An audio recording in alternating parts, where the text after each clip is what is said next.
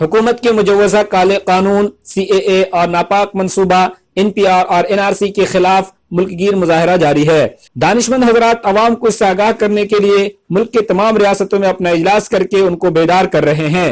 शाहीन बाग के तर्ज पर मुल्क में सैकड़ों मकामात पर मर्द व खातीन इस काले कानून के खिलाफ धरने पर बैठे हैं। वहीं कन्हैया कुमार मधुबनी के हवाई अड्डे पर लाखों लोगों के मजमे से खिताब करते हुए अपने मखसूस अंदाज में इतनी जोर से नारे लगाए कि उसकी गूंज मधुबनी के पूरे शहर में सुनाई दी।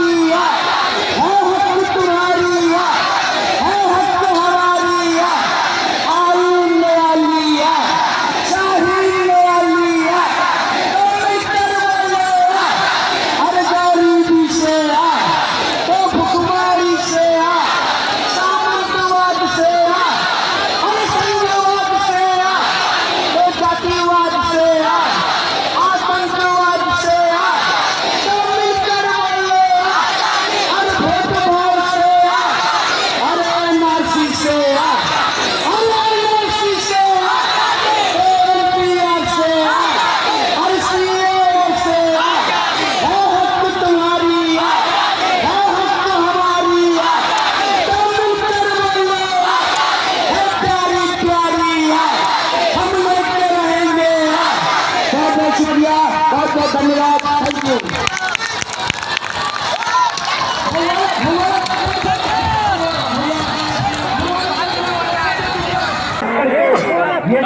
छोटे बच्चे हैं